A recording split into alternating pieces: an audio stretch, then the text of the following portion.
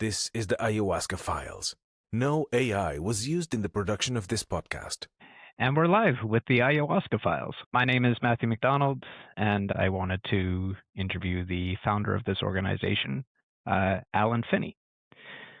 I found you a few years ago, and I haven't had much interaction with your organization. I just remember it was a bit of a news highlight that came up. I'm always a little bit interested when I see anything legally happen with psychedelics, whether that be medicinal or religious or otherwise. And you're not the only one that I had heard of in Canada, but you were the first one that I had seen that had engaged in, on a legal basis, access to psychedelics of some kind that had come from outside of a Christian framework. Right. Right. Yeah. And that's why I was on your email list, because I must have subscribed to a newsletter or something years ago. Yeah.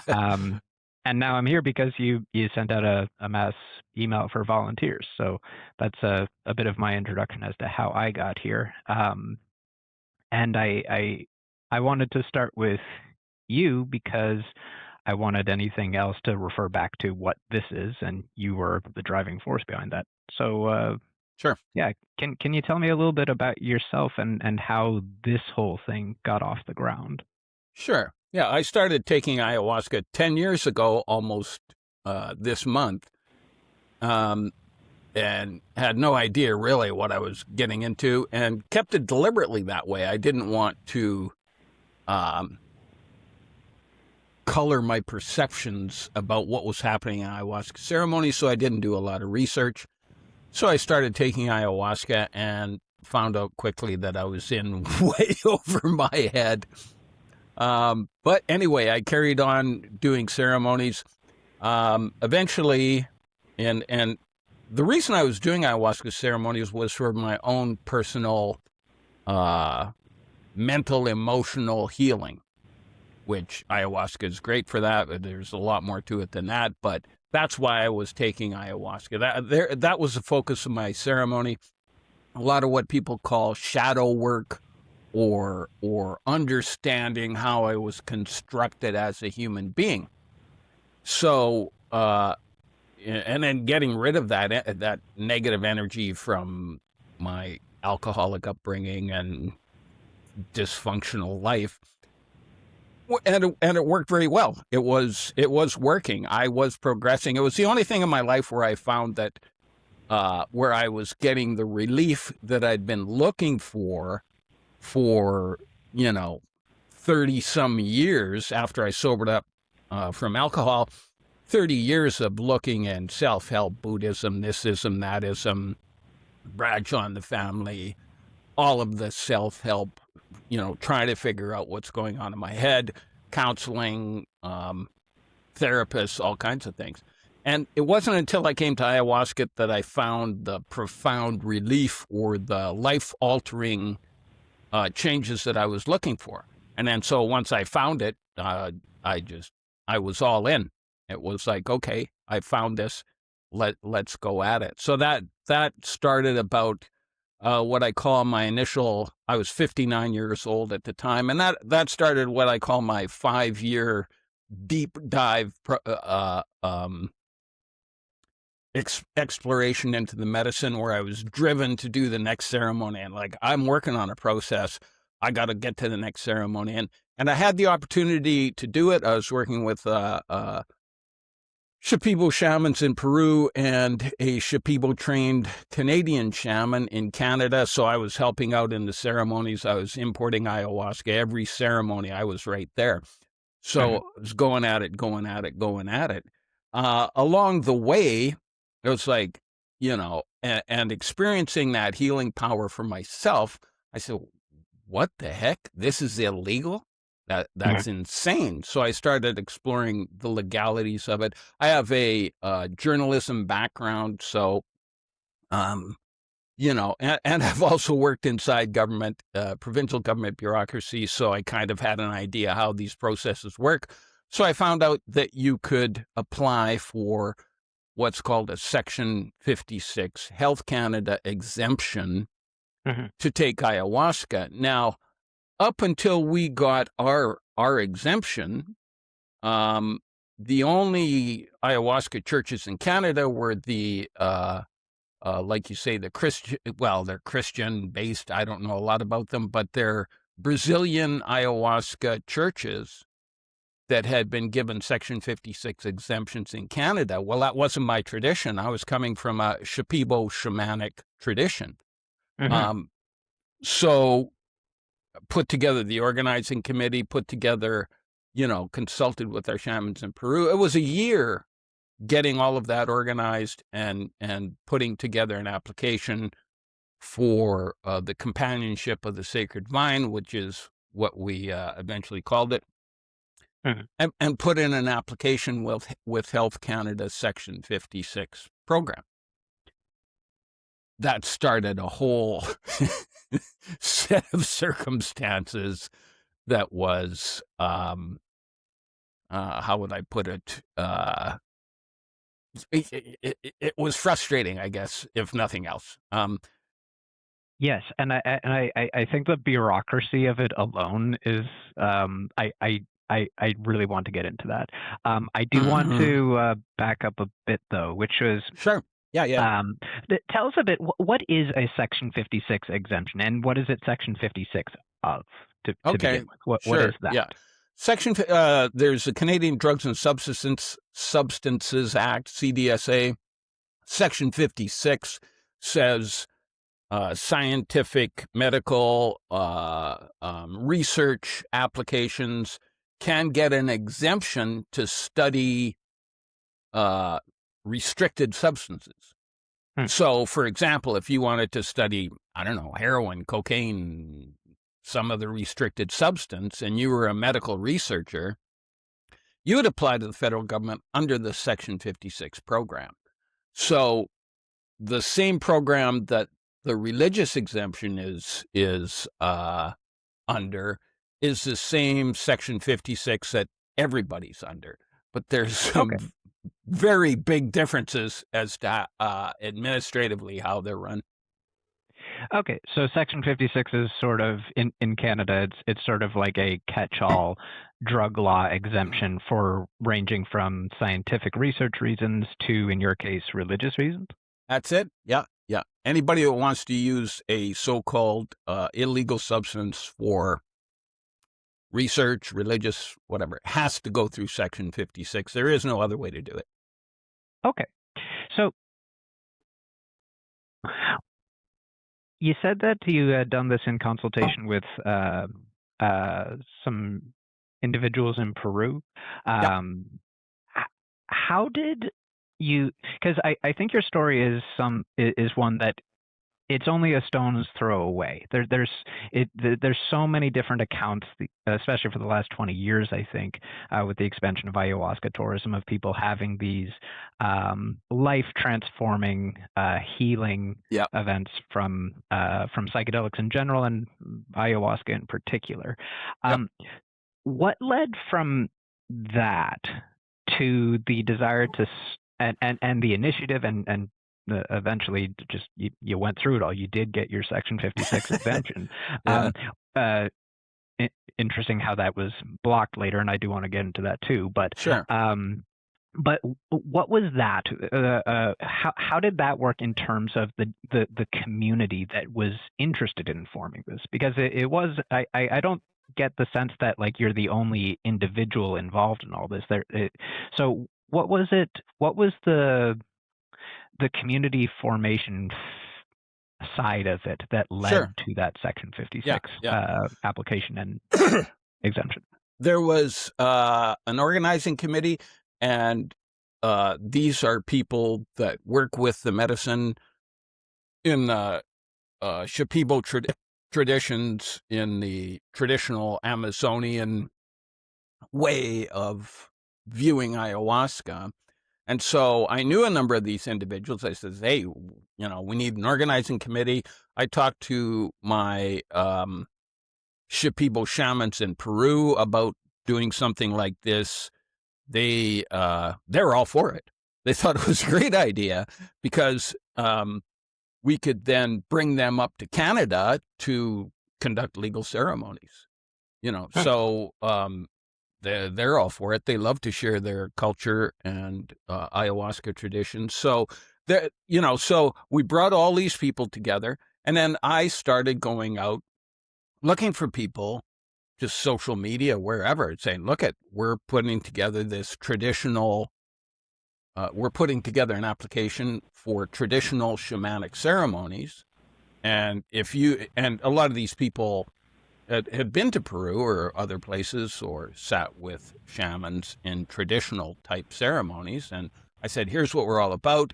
I put up a pretty extensive website, Companionship of the Sacred Vine, and it outlined our religious viewpoints, our moral, our code of ethics, code of conduct, tradition.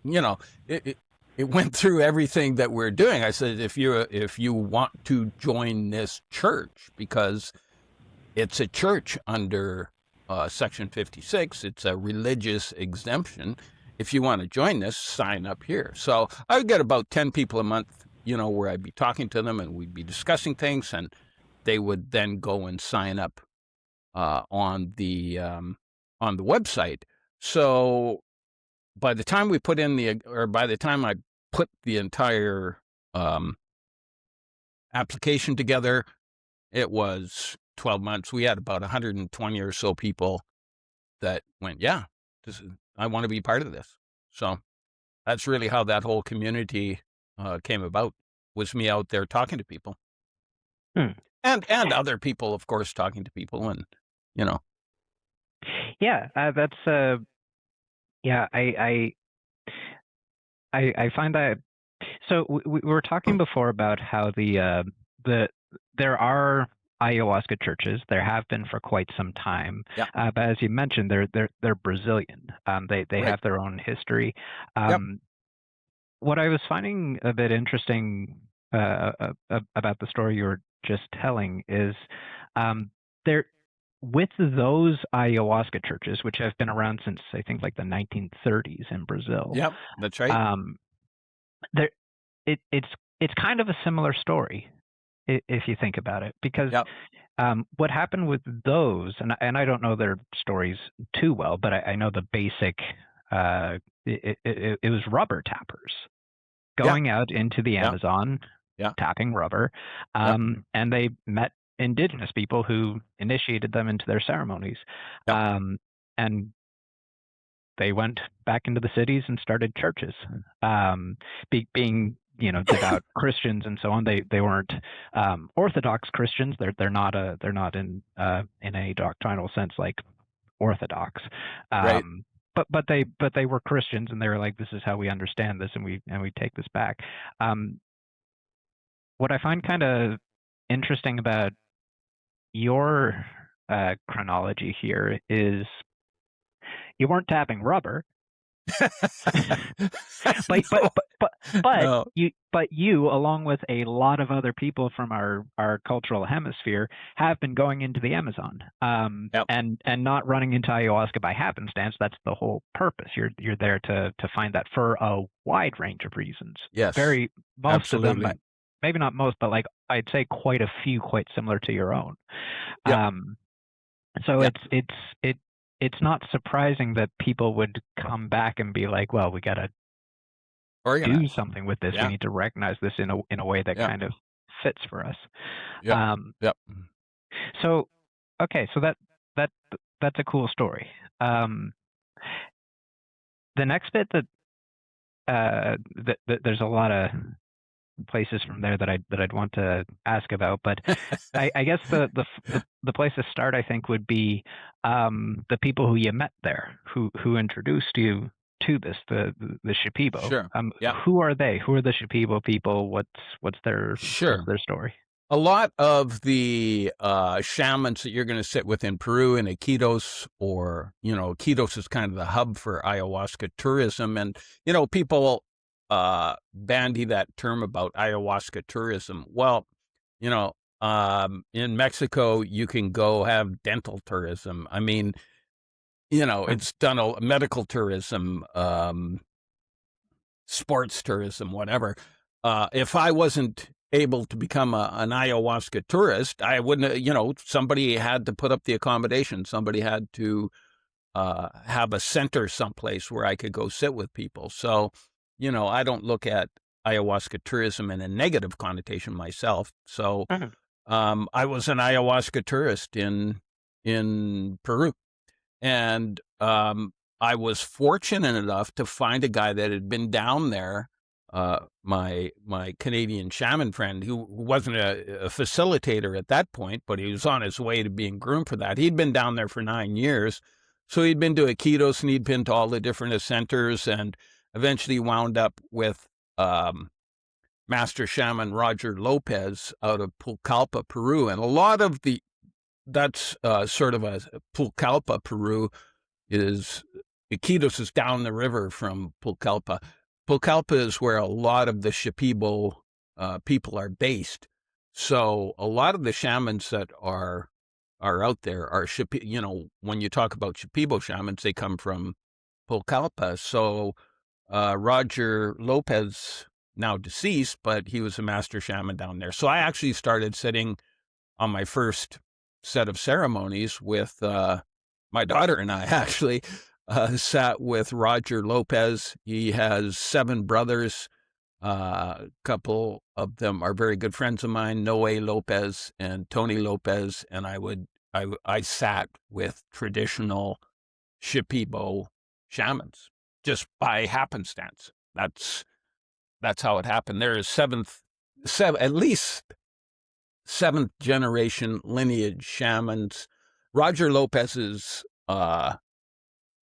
grandfather was a loincloth wearing Indian in the Amazon jungle.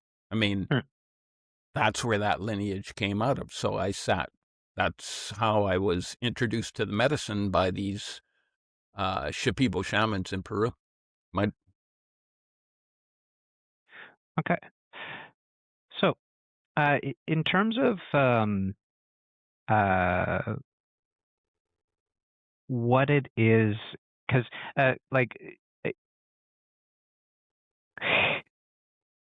in order to present yourself as a religious organization to Right. Section 56, Yep. I imagine, some articulation of who the Shipibo were, what their religion Right. would be, kind of had to be communicated in some terms. And I imagine that process was probably vexing, intriguing. It was, it's just like anything else with ayahuasca, incredibly fascinating, incredibly engaging when you start looking into what those traditions usually are. Because most people, ayahuasca tourists or whoever, they go sit with Shipibo shamans. They're not going to get exposed to the religious cosmology of the Shipibo people. Unless you like I did, make specific inquiries and say, hey, what are what's the religion? What's the belief system? What's the cosmology? Oh, well, then that opens that door and they will give you information about that, which is what I did. So that's when I actually found out about Exeti Nete, which is the Shipibo understanding of the 4 worlds that human beings can travel to in our human experience. There's 4 worlds that we're able to travel to in a soul flight, what's called a soul flight or a soul journey, or call it what you want, astral traveling. When you take ayahuasca, there are 4 worlds that you can travel into. And that is the 4 worlds of the Exeti Nete. So once I understood that and got more and more information about that, I went, wow, there is a deep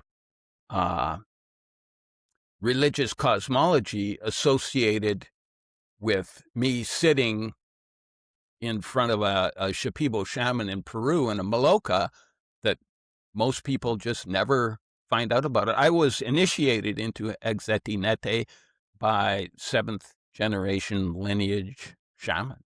They welcome people. It's kind of like a pastoral religion where they will help you. It's like Mother Teresa, I guess, or something, where they say, we will help whoever. You don't have to be a part of our religious cosmology. You don't have to pledge allegiance or sing hymns to Exetinete or whatever. We will just help you if you ask us to help you, which I did. So, that's how they operate. They are willing to share with other cultures that are out there. Okay. So, the question that I have would be, what were some of the complications in trying to the government articulate what this religion is? And I'm very interested in just just like, because I get the impression that this must have been a square peg going into a circular hole at some points throughout this. So what was that? Because I that just, the Kafkaesque nuttiness of that, I'm sure was illuminating. It was insanity, So the Reverend Richard Brandel has been with us from the get-go, 24-year ayahuasquero, an ordained reverend. So he has a very good background on what religions are, what they're not, that sort of thing. I got an education as to what religion is. And for the purpose of Section 56, a spiritual practice, like let's say you have a spiritual practice with whatever substance, cannabis or psilocybin or whatever, peyote or what have you, that's a spiritual practice. It's not a religious. You get into these distinctions, right? It's not a religious practice. It's a spiritual practice. So a religion has certain defined characteristics. Now, in the liberal or the loose interpretation of what a religion is, it's something that is of central importance to you or of supreme importance to you. That's kind of a definition. And then it gets broken down from there. But this trying to penetrate the density of the Section 56 program in terms of religious use is I can't even begin to describe it. They don't help you. Let me put it that way. You are on your own. It's guesswork. It's this, it's that, the other thing. When I prior to putting in the application, I talked to some lawyers and other people, and I'm trying to, well, how does this look like? Because all you do when they contact Section 56, just send us a letter requesting an exemption. Well, are you serious? That's easy enough. That's the instructions that you get. Where's the application form? There isn't one. Whereas for medical, scientific, or research, they have those. Fill this out, fill that out, and sure, we'll help you. In fact, we'll give you a service standard. If you fill all this out and we get it within 75 days, we'll make a decision. So none of that applies to the religious exemption, which is, anyway, that's a whole different conversation there. But I talk to people. What about shamanic? How is that a religion? Well, it's the base, people tell you all kinds of things. It's the mother of all religions. It's the basic religion. It was a religious belief system that started it. People tell you, shamans are Siberian shamans were the original shamans, blah, blah, blah. You get into all these different concepts and ideas. Long and short of it, a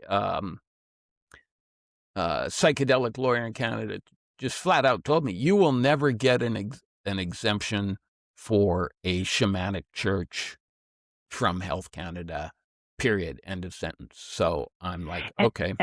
and I guess, like, what were some of the definitions of what religion is, as opposed to shamanic religion, so government definitions of religion versus shamanic religion? Because you were eventually successful.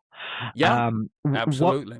what were some of those biases that you had to overcome in the application process? Like, what were the things where Health Sure. Canada was scratching their heads and you're trying to explain, like, no, I do fit. I am this. Yeah, Like, yeah. Well, okay, so there is a religious cosmology. I can't just go in there and say, oh, this is a spiritual experience for me and give me a religious exemption. So there had to be an associated cosmology, a religious cosmology, just like Catholicism or Protestant or Judaism or whatever. right. They have a belief system, a structured belief system, which is what I tapped into over the course of that year with my Shipibo maestros. Oh, how does this work? How does that work? What's this like? And then tapping into that, it just expanded my knowledge of what is going on in an actual ayahuasca ceremony. It's fascinating stuff. So, yeah, there is a religious cosmology. There's 4 worlds. Well, if you look at, I was raised a Catholic. There's 4 worlds of Catholicism: the underworld, hell, our physical world, purgatory, and heaven.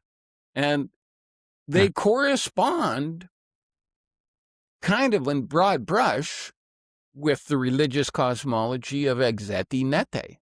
It's kind of the same, so there was the basis of our religious exemption right there. That's how the application was structured. We have a religion. It's got a name. There are 4 worlds. I can tell you the names of those 4 worlds. I can tell you what goes on in those 4 worlds. I can give you examples of how they work. And they were throwing stuff at me like, well, where's your gospels? Where's your prayer books? And, stuff like this. And Sorry to interrupt. I was about to ask, like, did any of this coming from a society that has not historically been literate, what was that a major thing? So, like, they were asking for things like written texts and things like this? Yeah, like a Bible or something. So, right. Correspondingly, in exemption, when you travel into the gene nete, for example, where the spiritual helpers reside, where the plant spirits reside, where the master plants, the Shipibo master plants, are the holders of knowledge. They're the keepers of knowledge, which, by the way, is the subject of books now, by Walpole, and the Secret Life of Trees, I believe is the name of that book, where they acknowledge there are master plants within a forest ecosystem, and the mycelium layer just under the soil transmits and communicates with all the other plants in that forest and takes a fee for it. It's called the wood wide web. And that wood wide web is how plants communicate, right? So this is what happens in Shipibo exemption. There are master plants that are the keepers of knowledge. And the Shipibo culture understands ayahuasca is the keeper of knowledge in this area. Toei or Kanacheri or Datura is recognized as a medical doctor, a medical plant. Bobansana for your heart, opens up your heart. It works with the heart. So each of these master plants corresponds to what a gospel within a Bible. That's where the knowledge is kept. So I don't need to read, that's not written down anywhere. I travel into that world with that specific plant to understand the knowledge that's available in that particular area that I'm interested in talking to or studying or what have you, that plant will guide me there. That plant will give me the knowledge. And this comes about in what's called downloads. Like Graham Hancock had a book downloaded to him in an ayahuasca ceremony. I've had emails downloaded to me in ayahuasca ceremonies. The knowledge gets conveyed. The knowledge that you're looking for gets conveyed to you.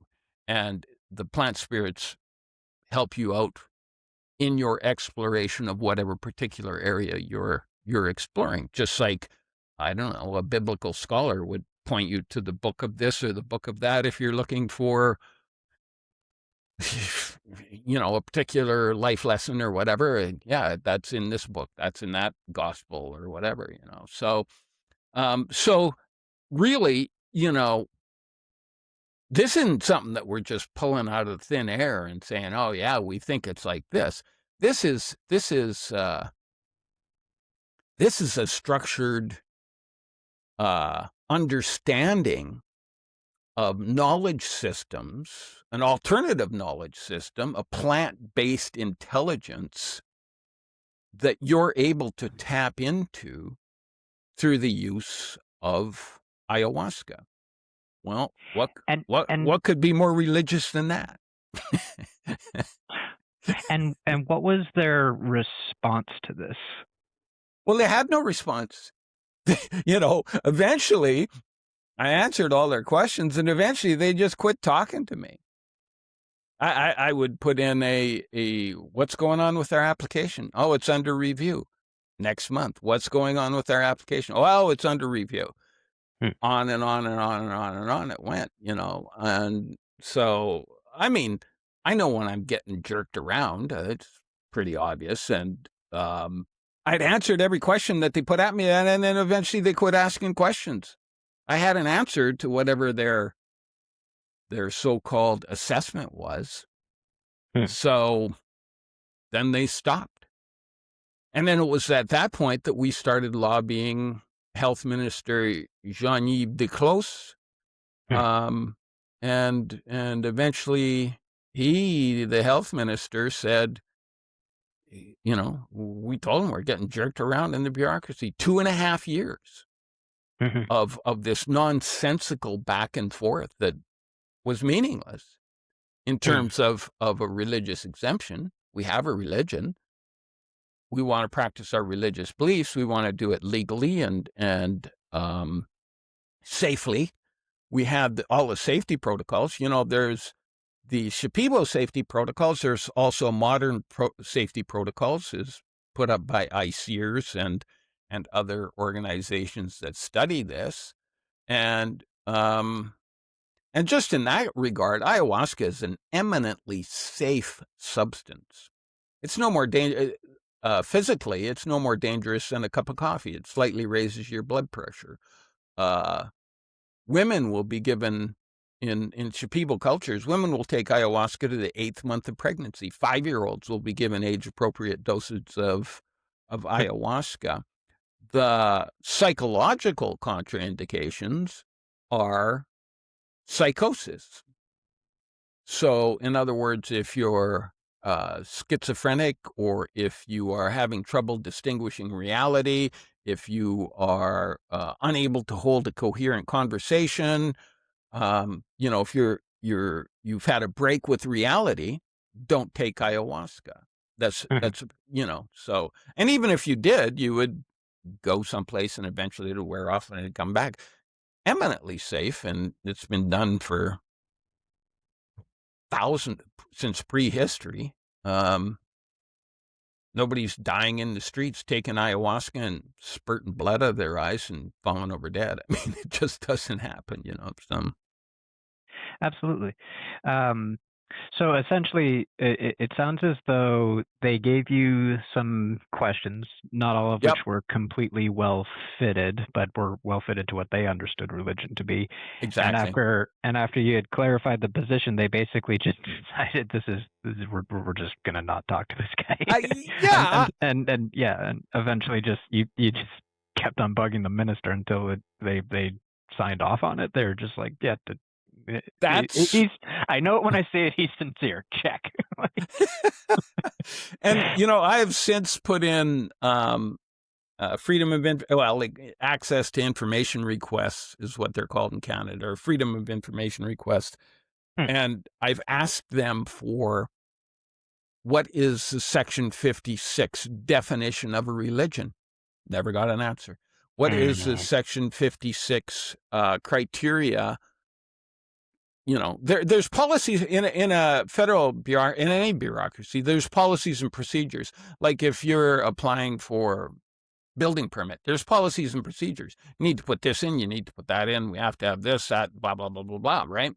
Well, on anything that the government of Canada does officially, they have policies and procedures for dealing with it. And so I put in an ATI for what is your criteria for assessing whether someone is sincere or insincere in their religious application. Nothing. Nada. It's still in front of them. I'm still working through that right now, trying to get that information from them. They've referred that question over to Department of Justice lawyers. So really, the department that assesses religious exemption applications, as far as I'm aware at this point, doesn't have a definition of religion. It doesn't have criteria. They have policies and procedures for dealing with an application, but they don't have, from the ATIs I filed, they don't have an assessment process whether you're considered a legitimate religion and you're not, or whatever. And how would you even do that? I don't know. I mean, you'd have to play God, basically. So the whole thing gets just nonsensical, Absolutely. Well, that kind of brings me to the next bit that I want to ask about, because just in terms of delineation, because what is a religion? I personally would be rather nervous to put forward such a definition, and to be honest, I'm kind of thankful the government seems to share that hesitation, because they're the last people I would want to define that. Exactly. Yeah. But it does get into something that I kind of want to talk about, which is in this culture, the Shipibo culture, they refer to ayahuasca as medicine, correct? Yeah, that's one of the ways they refer to it. Yeah, la medicina. So, in terms of what's happening in our culture at the moment, there is a psychedelic resurgence. Yep. It's making its actually one of the only things that I can say has been positive about the Trump administration is they did an executive order today funding psychedelic science.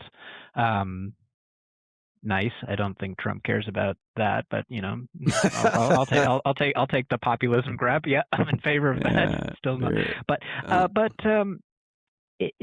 there seems to be like two major legal avenues that are seeing inroads. There's, on the one hand, medicine, and on the other hand, there's religion.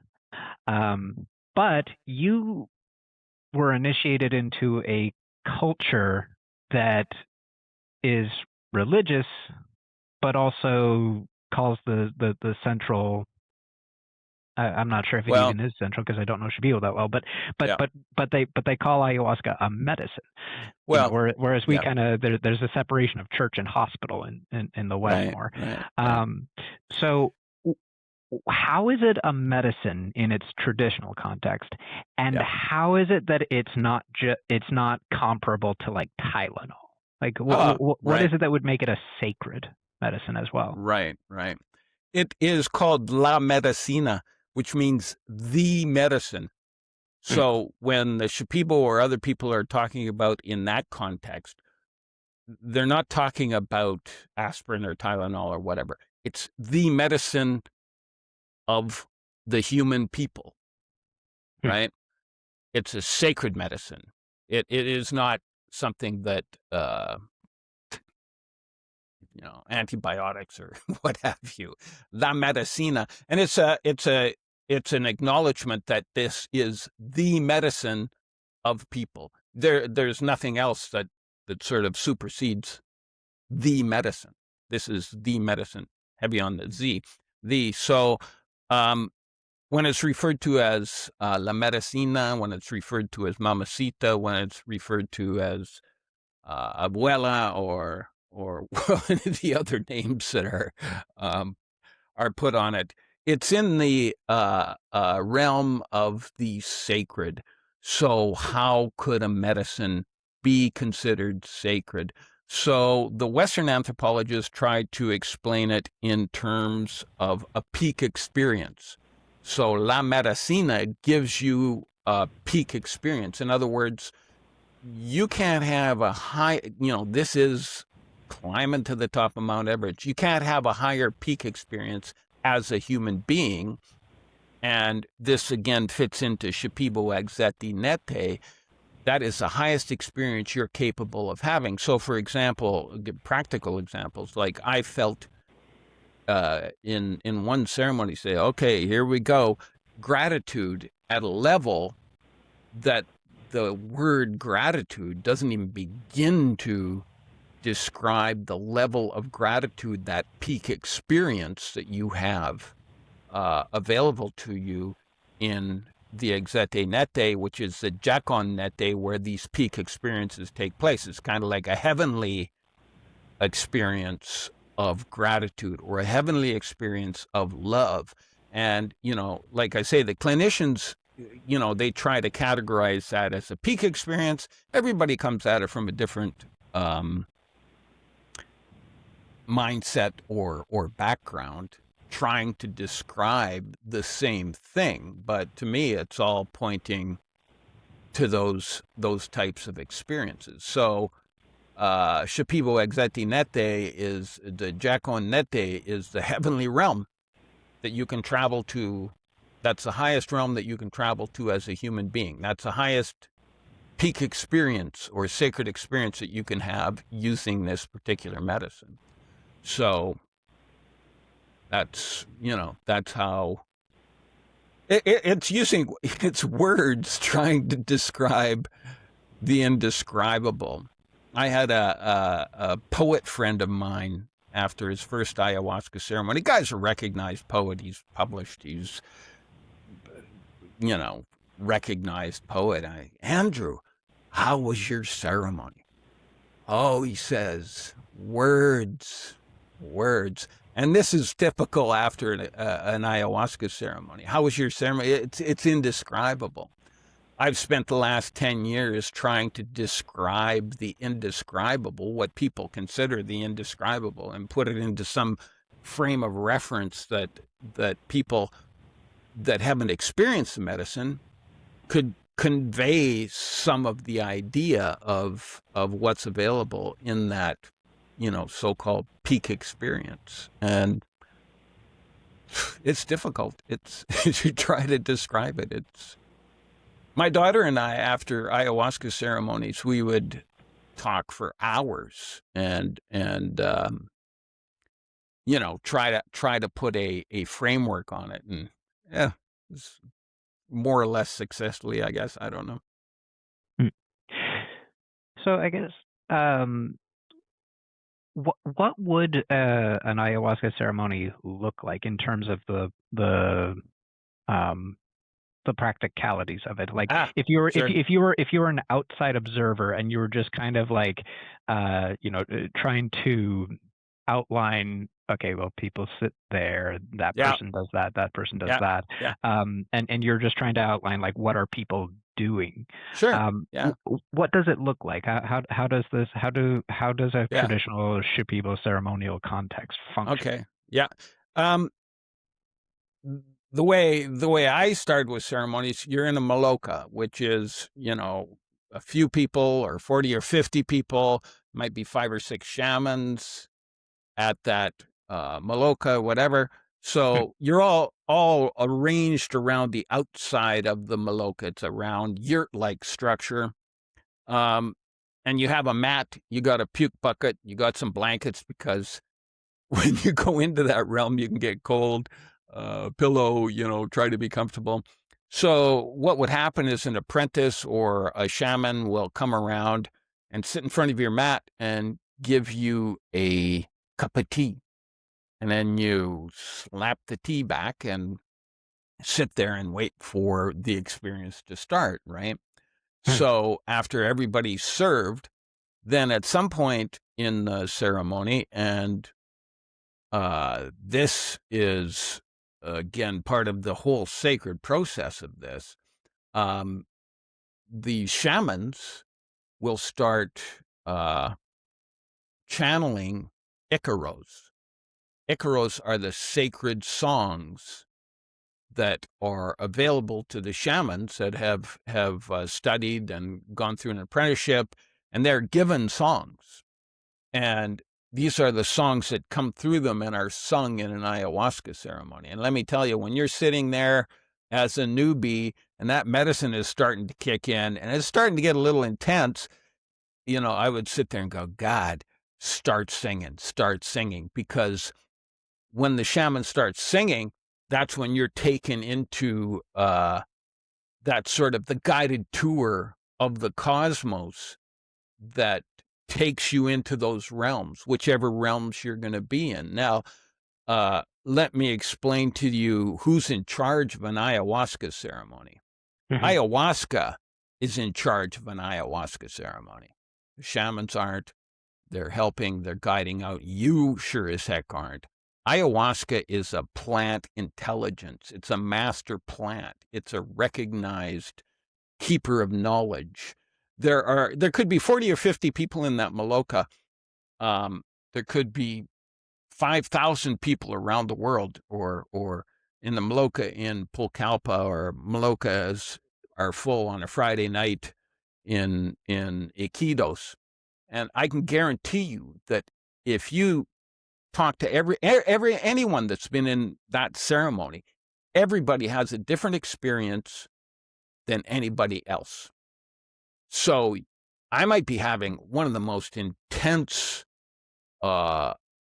journeys into the depth of my soul and how I was built as a human being. Somebody else beside me is laughing and giggling, and ayahuasca they're having a gay old time, having fun, and they need to tap into their childhood joy, for example. So who's choreographing all of those ayahuasca experiences? Ayahuasca is this plant spirit, this plant intelligence. And when you start understanding the intelligence of this plant spirit, it is beyond human capability of you to understand exactly how ayahuasca can look at you energetically. I'm not talking, psychologically, emotionally, energetically, and say, this is the energy we're working on in this ceremony. And then so you're sitting there, kind of deaf, dumb, and blind, and you puke up something into your puke bucket, and that energy is, all you know is that that energy has been lifted. And then as you progress more and more in the ayahuasca ceremonies and become more aware of what's going on in the ceremonies, you start seeing how these things work and what energy you're working on and how the plant is moving energy in this ceremony so that the next ceremony you can get to that energy that's really causing the blockages. And then we're going to get rid of that energy. And the whole thing is choreographed. The whole thing is directed at a level that when you become aware of that, it's mind-boggling. It's almost incomprehensible how that could happen through that plant. It's it's pretty interesting, pretty engaging. And that what you say about how as you go on and you become more aware of how these things are operating and stuff, and you mentioned that it wasn't until a bit into this this exploration that you began to talk to these guys and go like, what do you believe? And that's where you found out about Accepte Nete and so forth. What that leads me to ask is, and I ask this as a Western Buddhist. I've been around a few different Buddhist communities, Yep. and there's a thing in Western Buddhism called secular Buddhism. A lot of Westerners love a lot of what Buddhists say. They don't necessarily subscribe to all of the trappings of Buddhism, karma, Okay. rebirth, and so on and so forth. Okay. I personally do. I find that very compelling, but a lot of people just can't. They have no experience of it. They would be intellectually dishonest, but that doesn't stop them from loving a lot of other parts of Buddhism. Mm-hmm. So how far would you say can something like the practices of Shipibo-based shamanic ayahuasca ceremony can be separated out from the cosmology and the belief system? Because people do show up and not have the faintest clue, and indeed generally won't unless they ask.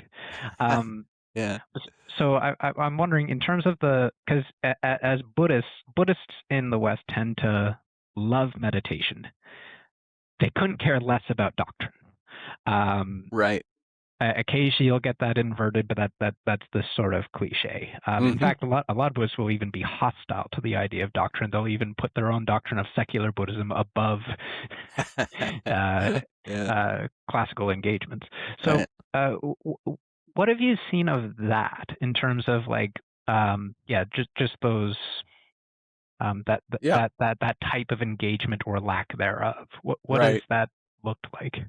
Right. On the ground? And the best thing I can tell you, Matt, is that a very good question, by the way. This is really central to a lot of what we do here. But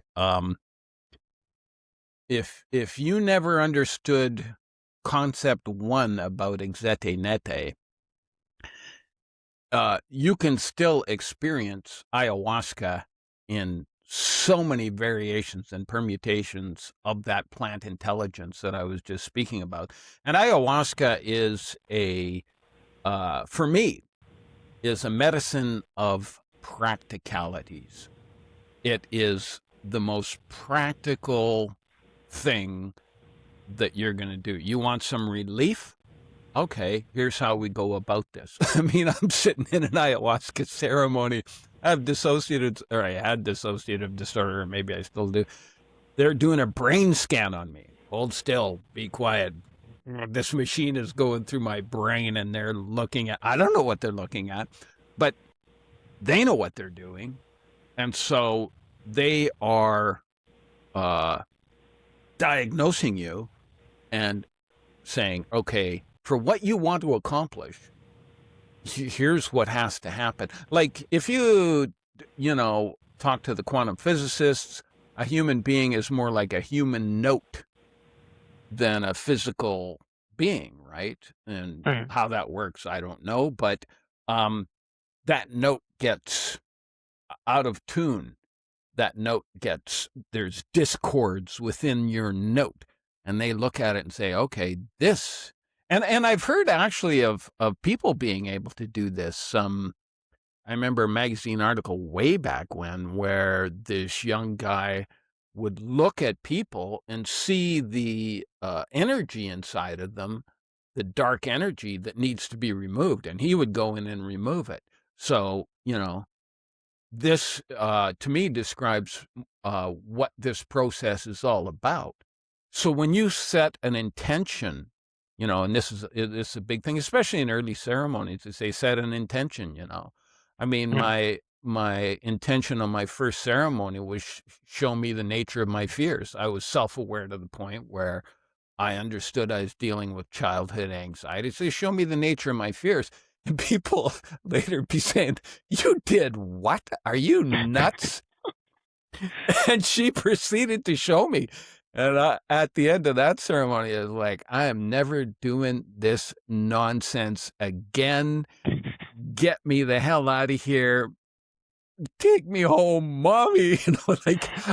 It was, but a shaman told me, well, it's a process, Allan. And so I hesitatingly went into the second ceremony and just kept working with the medicine. But it is a la medicina, the medicine of the people.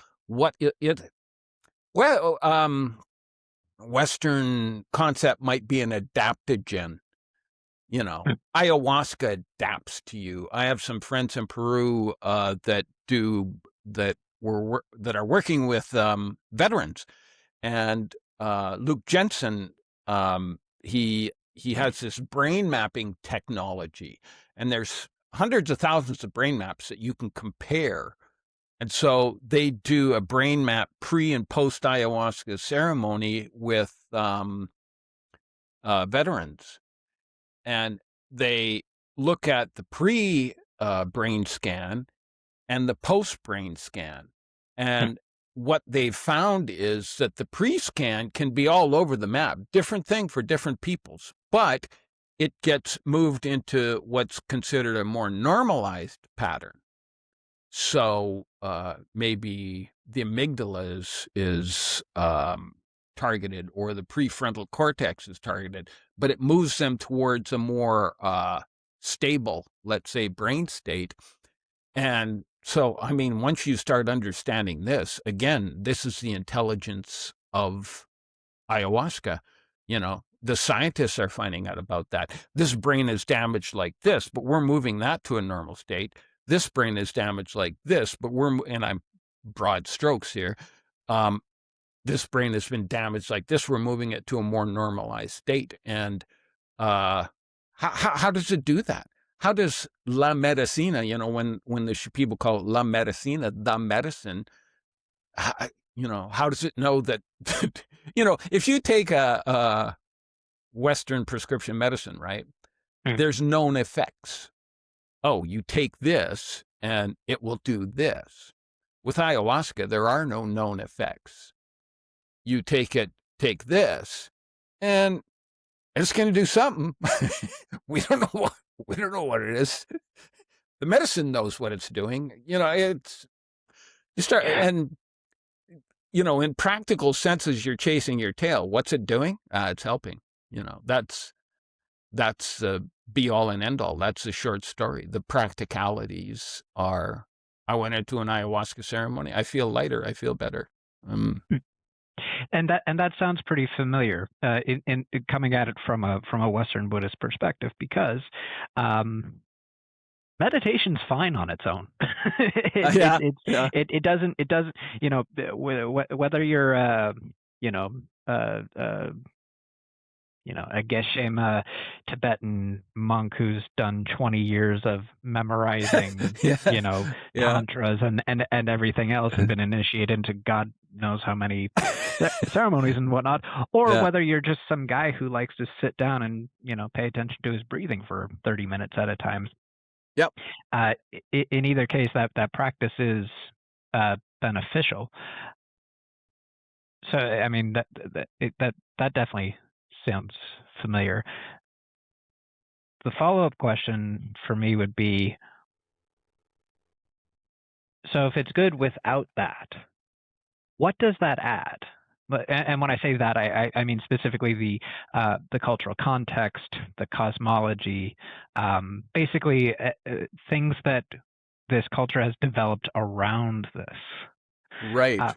What does that bring? Because if you ask a Buddhist, they'll say, "Well, let me sit you down," because it's a very definite and very lofty trajectory that they try to bring you to. That they would say you won't access, at least unless you're so brilliant, you're the next Buddha, essentially.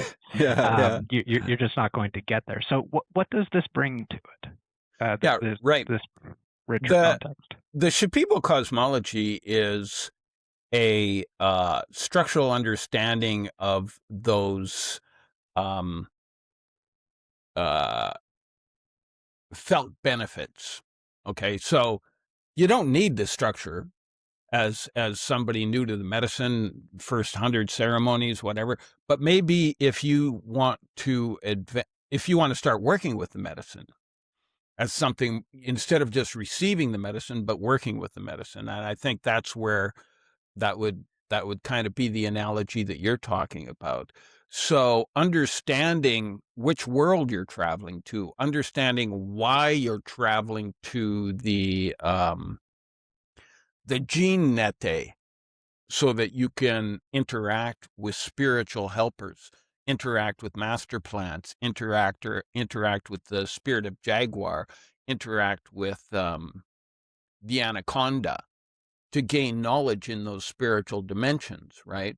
So that cosmology allows you to understand experiences you're having in your ayahuasca ceremony.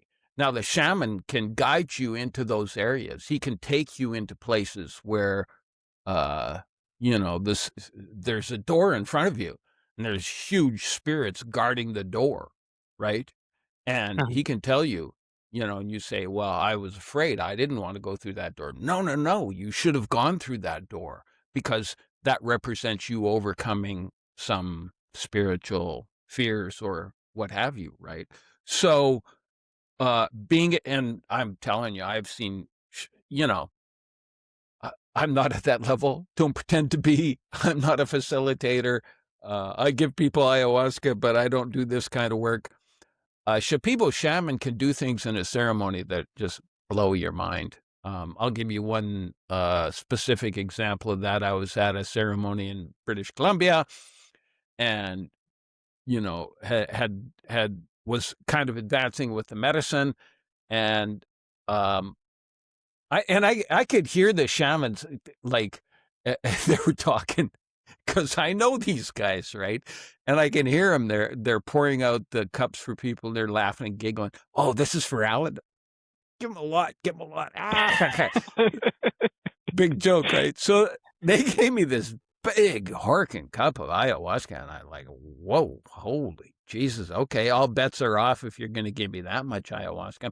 So as the visions are coming in to into my journey, and Roger Lopez was officiating this, and he says, Al, you have to learn to work through the visions. What the hell does that mean? I have no idea.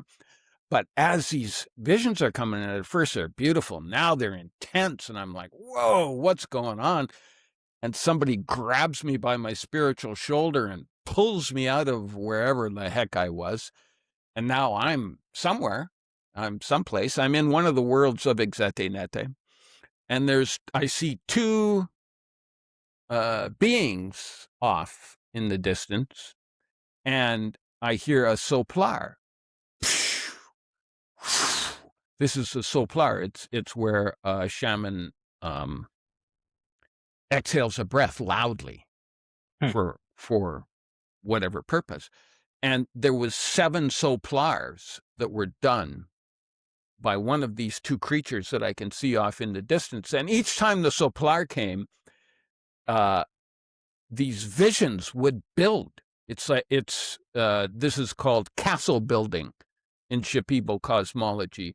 And he is building castles. So soplar and these castles would build these visions. Beautiful. Oh my God. And the colors. And then another soplar, and they would go up and on and on and on and on. And later I asked Roger, I says, look at what was going on there. I says, there was 2 creatures in there. One of them was you, right? Yeah. He says, you heard me soplar? I says, yeah, 7 times. Yeah, 7 times. And the other entity in that place, wherever that was the Lopez family plant that they work with. That's their master plant that they've worked with for generations. Were both in that ceremony. So at that point, the Shipibo cosmology can help orient you in those worlds, or orient an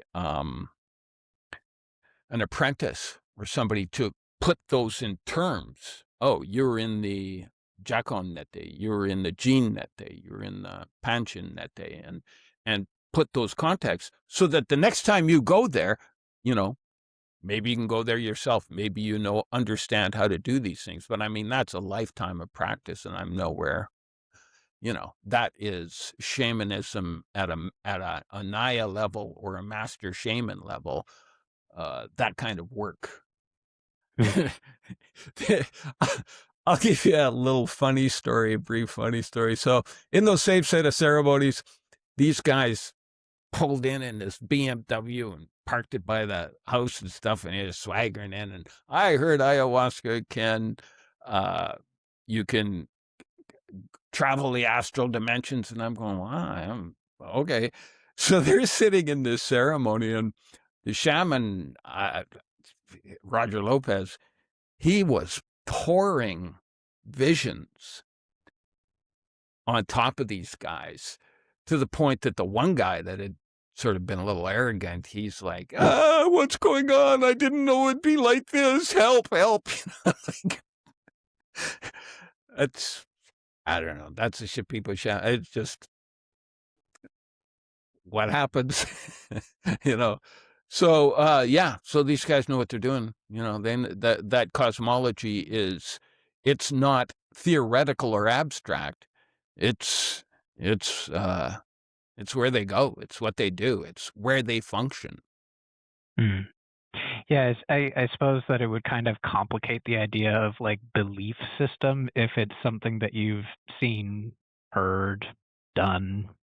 It's a bit another one of the circles with the square peg. Yeah, this isn't a belief system; it's an experiential system.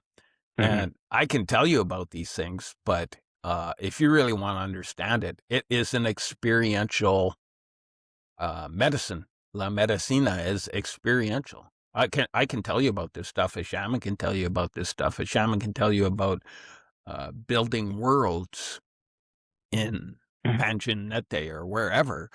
And what does that mean? I don't know. But when you travel there, okay, now you understand this. And I mean, at just a basic level, understanding love in the Jacon Nete. Poof, that's profound experience to experience love at that level. And I can tell you that it's profound, but again, there's nothing that can give you that where you could tap into that experience unless you ingested ayahuasca and went there yourself, so. So there's one last question, and I think this is roughly where I'll draw it to a close. So in terms of, because I don't think the Shipibo, and I don't know, but Shipibo religion as it's practiced traditionally, churches, temples, that sort of thing, I'm guessing was not quite how their venues were set up. I'm not sure if they had venues in general. I'm guessing they were sort of like, I mean, shouldn't talk about them in the past tense, still around, but traditionally they're more at the hunter-gatherer level, I'm guessing. Yeah, the best reference I have for that is The Wizard of the Upper Amazon by F. Bruce Lamb, which if you're going to read one book about ayahuasca, that is one of my top recommended books. It's a guy was kidnapped, this rubber tapper, again, speaking of rubber tappers, was kidnapped by a group of Huincun Indians, and the shaman chief of the tribe, his son had been killed, so he's looking for a replacement. So he sent his warriors out to this group of rubber tappers. They kidnapped this 19-year-old guy and initiate him, groom him, and initiate him into their ayahuasca culture, right? So this is early 1900s in the jungle, Huincun Indians, traditional ceremonies. And what they would do is there would be a clearing in the jungle that they would all convene at, and they would light a fire, and there would be whoever's going to be in the ceremony would be sitting around that fire, and they would post guards because at that time the rubber wars were going on, and it was a risky business. So they would sit in those ceremonies, and there would be one in this book anyway. There's this one guy that was allowed to cook the medicine, and so he would be cooking the medicine that they would use in that ceremony. So then they'd all pass a cup of ayahuasca around, and then they would all go into shared visions. They were all in the same shared space, which I've had that happen a couple of times in an ayahuasca ceremony, but it certainly isn't typical. It wasn't for me anyway. And then that master, the shaman chief, would bring in, like, let's say a couple of the younger guys were having trouble hunting birds or something like that. They would bring in the spirits of these birds to show them the various calls and the habits and teach them. And he would bring in, and everybody was seeing this. This is that shared ceremony, and he would bring in the spirits of jaguar or anaconda or whatever, for whatever purpose, for lessons, practicalities, for the practical lessons of surviving in the Amazon jungle, one of the most hostile jungles in the world. And how do we survive here? Here's by understanding this call. It's by understanding that call from this bird.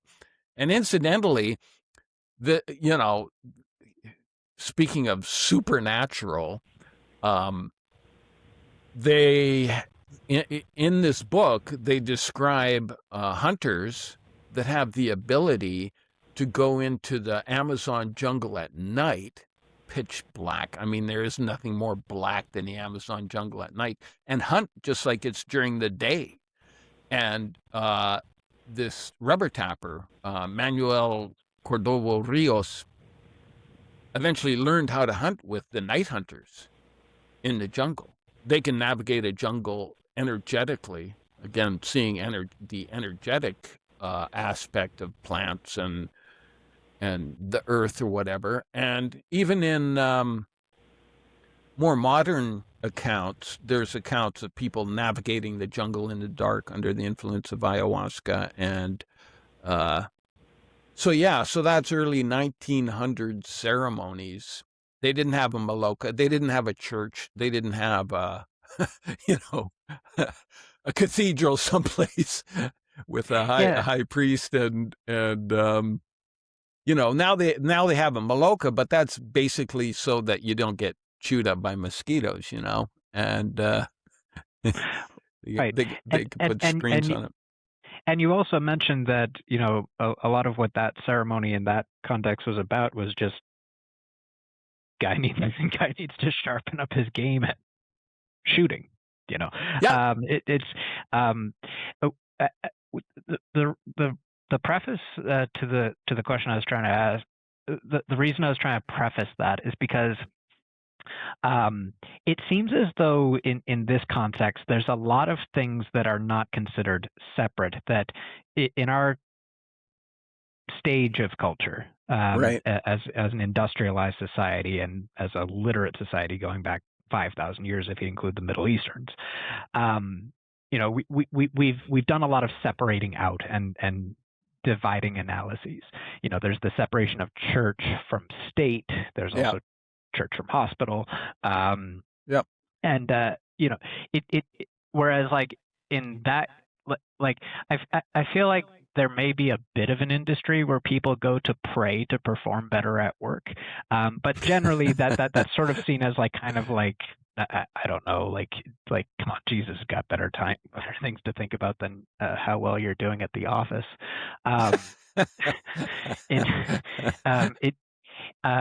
It seems as though there's a lot that is kept together that we separate out. But in bringing this to our culture, we kind of do have to put it in some, at least initially, into some venue or other. And the one that we're doing at the moment is basically hospitals and churches, and legally that's about it. There's Right. a lot more Yeah. illegal stuff, but Yeah. legally those are the two things. So if you were to, I mean, I would say they both sound like they're probably inadequate, but if you had to pick one, which would be the better way to get across what this is more successfully? What do you think that would be, and Well, why? yeah, the closer you are to nature when you're doing ayahuasca, the better. I mean, doing ayahuasca in a jungle environment, wow, you are right there with the plants and the energetic influences of those plants. You can feel them. Um, you know, it's the you're tapped into the energy. You're tapped into the energy of what's going on. So now we come into a Western context, and we would sit in my living room in Canada. We would sit in people's basements. Uh, we didn't do very many outdoor ceremonies, but we did a few outdoor ceremonies. One on the beach, which was quite an interesting experience. But to go into a church and do something like this, I can't imagine it. I look at a church as a kind of a clinical. I think I should rephrase, Yeah, go ahead. because I when I say like church or hospital, I'm not referring so much to like physical locations, but more like type of intentional usage. So like churches and places of worship tend to be, well, places of worship, Right. whereas medicine tends to be just, you broke your arm, go to the hospital, they'll fix you up somehow. But yeah, strictly speak, but yeah, there's this sort of division between reverence on the one hand and medicine on the other, and this tradition seems to have both. It seems it would seem artificial to separate that out, but at the same time, these yeah. are the pathways that are set forward legally. Right. So I guess of the two, they both, I think, would fail to approximate, but which would fail worse? Which would be a closer approximation of Yeah, what this is? the hospital setting would be completely opposite to the experience. Like, I mean, it's not clinical. This is not a clinical setting. This is not, I mean, maybe I'm making it sound clinical or whatever, but it's certainly the furthest thing from a clinical experience you could ever have.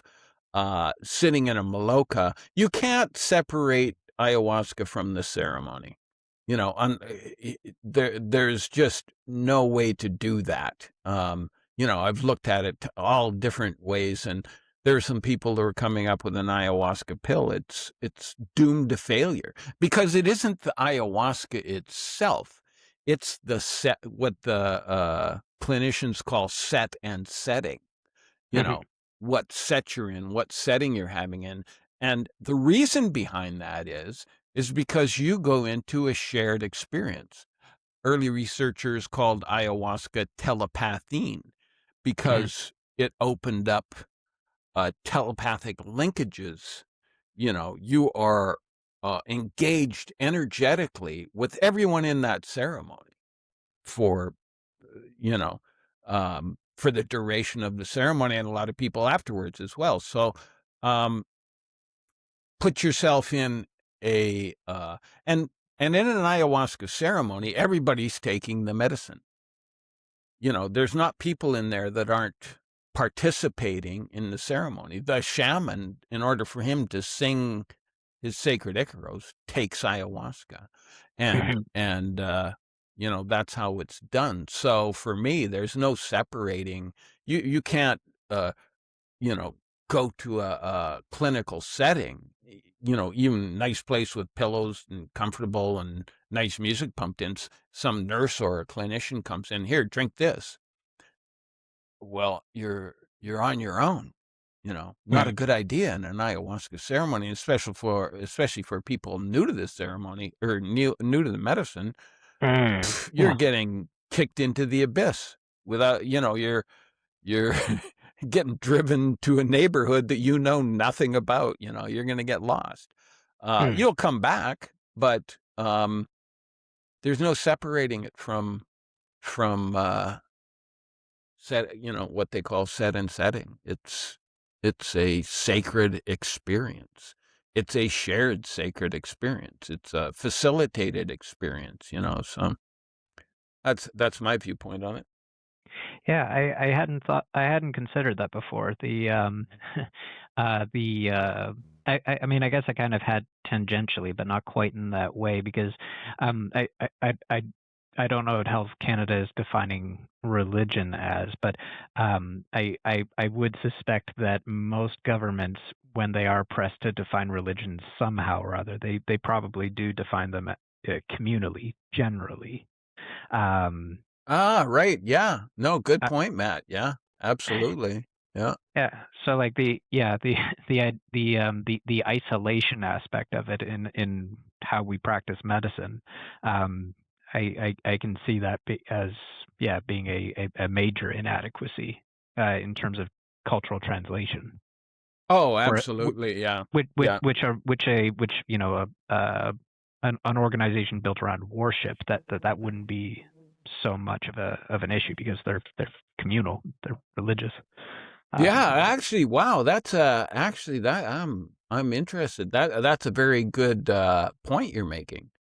It is a communal experience. It is a shared experience, as is, people sitting around singing hymns. It's a shared communal experience. That's a good point. I'm always making these getting these insights. Yeah. Cool. Yeah, very good. Well, I think that's about all the major stuff that I wanted to go over for this one. So thank you. Oh, this is great talking to you, Matt. This is really, Thank you very much for doing this.